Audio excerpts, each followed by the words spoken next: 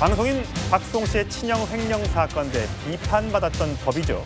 친족 상도례 규정이 70여 년 만에 폐지됐습니다. 관련된 발언 듣고 이야기 시작하겠습니다. 내 어디 아버지를 보고 인사를 하느냐, 그럴까 보다 이라고 하면서 때렸어요. 오늘 방검복 착용하고 출두하셨습니다. 모든 분들이 그렇듯이 가족들을 사랑하고 또 행복했으면 하는 바람으로 평생을 부양했습니다. 청춘 바쳐 열심히 일했던 많은 것을 빼앗겼고 바로잡으려고 노력했지만 그렇게 되지 않아서 이 자리에 섰습니다.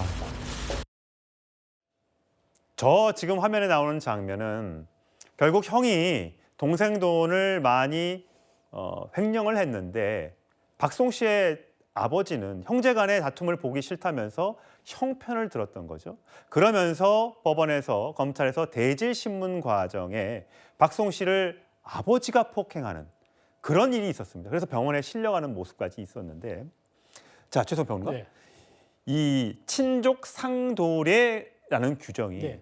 부모 자식 간의 돈 문제로 뭔가 누구를 처벌할 수 없다, 뭐 이런 거잖아요. 그렇습니다. 그러니까 우리 사회가 부모 자식 간의 관계에서는 조금 관대하게 바라보고 국가나 제도가 개입을 최대한 자제한다가 일종의 법 정신이거든요. 과거 우리가 농경 사회였잖아요. 그러다 보니까 함께 사는 것이고 또 근대화 사회가 됐다 하더라도 일종의 약간 대가족 체제가 유지되면서 가족 간의 공동체가 일종의 돈 문제 때문에 그게 소송으로 이어진다거나 할 때는 이게 공동체가 그대로 무너지기 때문에 그런 점들을 좀 유의하는 차원에서 국가가 근대 국가에서 이걸 제도를 차용하지는 않았지만 최근에 이제 이 가족 간이 이제 소가족화 되기도 하고 핵가족화 되면서 가족 간의 돈 문제가 실제 분쟁으로 이어지고 그 분쟁이 소송을 넘어서 가족 간의 갈등으로 빚어지는 경우들이 많기 때문에 이거를 법과 제도로서 좀 충실하게 하고자 하는, 물론 이게 예. 촉발된 것은 아마 박수홍 씨 사례가 예. 촉발이 된 것 같습니다만은 어쨌든 이런 것들이 입법의 제도로서 정착된 거는 저는 오히려 이제는 가족의 유형과 진화로 볼 때는 바람직한 지금 때가 아닐까 그런 생각이 들어요. 예, 허준 변호사. 그러니까 이것이 이미 지난해 헌법재판소에서 위헌 판결을 받았고 이제 최종 확정이 된 거죠. 그랬더니 박송 씨의 부인, 배우자가 나라를 바꾼, 그러니까 법을 바꾸게 만든 수홍 오빠라고 하면서 SNS에 응원 글을 올리기도 했어요. 물론 형이 패소를 했고 최종 박송 씨가 항소심까지 해서 승리를 거뒀습니다만 박송 씨 마음이 그렇게 편할 것 같지는 않아요. 결국 형과 형수가 감옥에 가거나 집행유예로 큰 처벌을 받게 됐었으니까요. 그런데 이 참 재판 과정에서 나왔던 이 증언들을 보면 박송 씨의 마음적, 심적 고생이 어땠는지 알 수 있을 것 같아요. 이런 발언들이 있었더라고요. 가장 괴로운 부분은 부모님께 큰 심려를 끼쳐드린 적. 고아가 된 것 같다. 부모님이 오해를 푸셨으면 좋겠다. 이런 발언들 등을 계속했어요. 이게 형하고 싸우는 거고 또 부모님과도 결국 의절하게 되는 뭐 이런 걸로 참 비춰져서 안타까웠어요.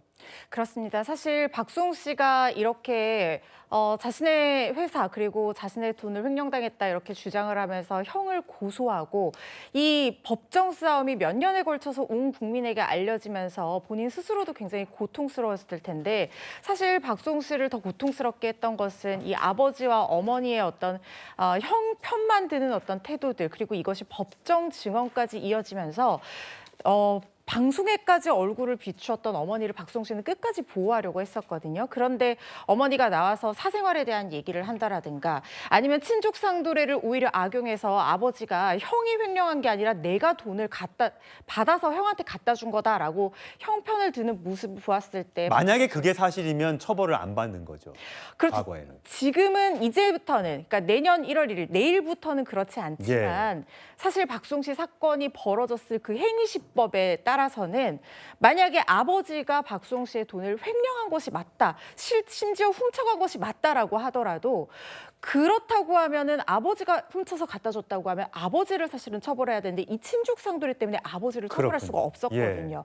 그런데 가족의 어떤 변화들이 이어지면서 이게 적어도 피해자에게 고소를 할지 말지 선택권은 주어야 되는 것이 아니냐. 피해자가 고소를 한다 하더라도 직계열 쪽이면 이런 경우에도 처벌 못한다는 게 말이 되냐라는 어떤 입법적 가능성이 있었고 사실은 여러 번 개정하려는 시도가 있었지만 박수홍 씨 사건이 어떻게 보면 사회적으로 큰 파장을 일으키면서 오늘의 이 개정까지 이루어진 것이 아닌가 하는 생각 듭니다. 예, 내년부터 바뀌게 된 법까지 짚어드렸습니다.